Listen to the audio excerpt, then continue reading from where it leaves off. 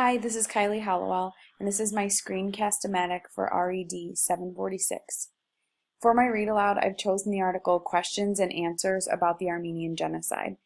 This was posted on the New York Times today, April 13th, 2015.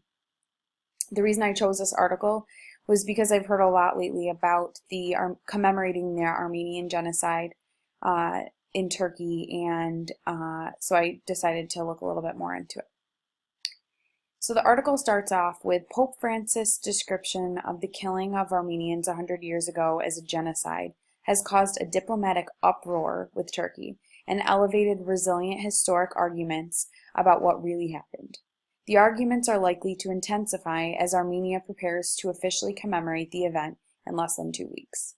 So first I want to think about what it's talking about here. Clearly there is a discrepancy in the feelings between Turkey and Armenia. They obviously don't agree on what really happened. That's what it says right here. Here are some questions raised by the Pope's statement made during Sunday Mass and by the response from Turkey, which condemned his remarks as baseless and recalled its ambassador from the Vatican. So clearly Turkey is really upset by this claim made by Pope Francis because they've pulled their ambassador from the Vatican. The first question, what does genocide mean and what is its origin?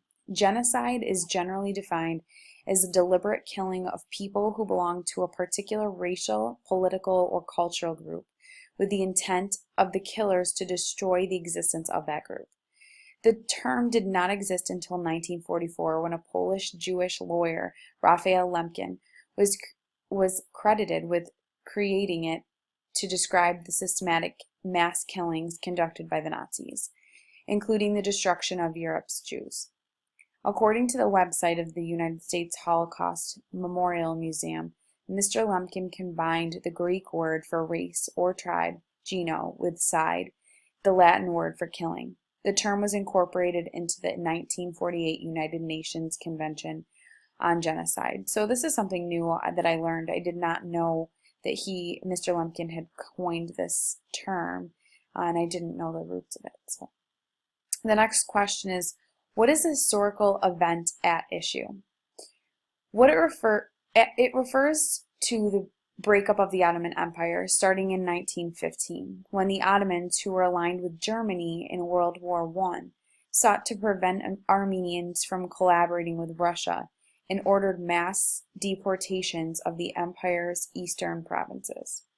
As many as 1.5 million ethnic Armenians died from the combination of forced exodus, starvation, and killings by Ottoman Turk soldiers and the police.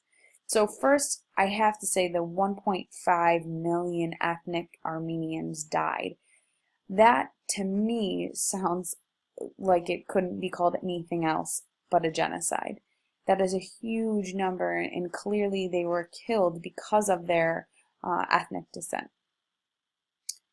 So picking back up, about 500,000 Armenians survived, and many scattered into Russia, which makes sense because they were who Germany and the Ottomans were afraid would come together.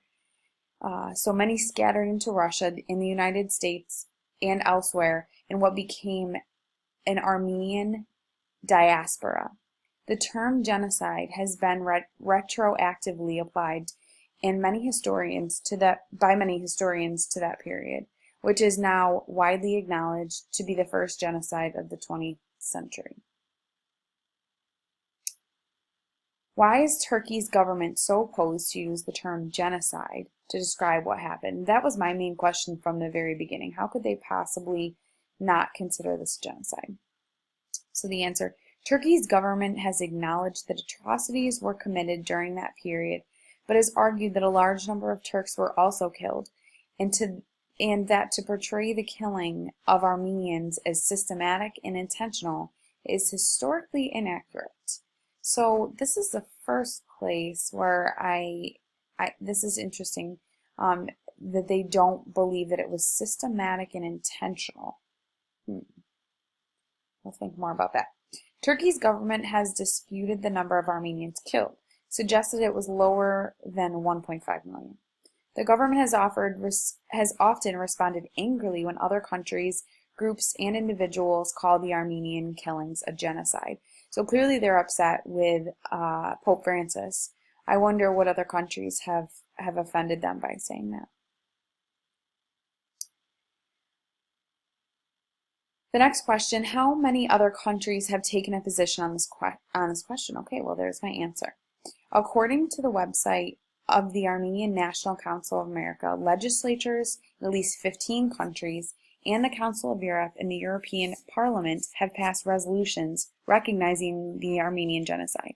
The United Nations Subcommission on Prevention of Discrimination and Protection of Minorities has also described the period as genocide. Some other countries, including Switzerland, Greece, have called for criminal charges against those who deny it. So I'm just going to click on this link here. Let's see where this brings me.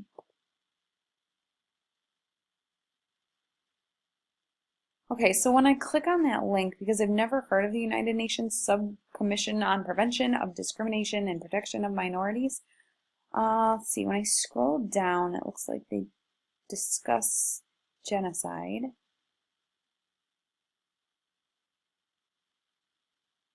Okay, so it looks like here they're defining the Armenian massacre as a genocide. So this is the United States. Okay, so let's head back to our article. Okay, so for the next question, it says, what is the position of the United States government on use of the word genocide to describe what happened? And the answer, successive administrations have sought to skirt this question because of Turkey's growing importance, both as a NATO ally and as an influential political and economic power in the Middle East. Well, to me, that doesn't sound like a very good reason not to admit to it being a genocide, but I could see why political leaders might not want to get involved in that. It says they have also described the use of the term genocide as harmful to efforts at Turkish-Armenian reconciliation. Both President Obama first campaigned for president in 2008, he used the term genocide, but has softened his description since taking office, calling the period of history an atrocity and a dark chapter, but resisting efforts by members of the Congress to bring a resolution on the question to a vote. Pope Francis' use of the term genocide in his Sunday Mass has raised speculation that Mr. Obama might do so as well. And the last question, what special events are planned to commemorate the centennial? Prominent Armenians in the diaspora have already started commemorating the 100th anniversary.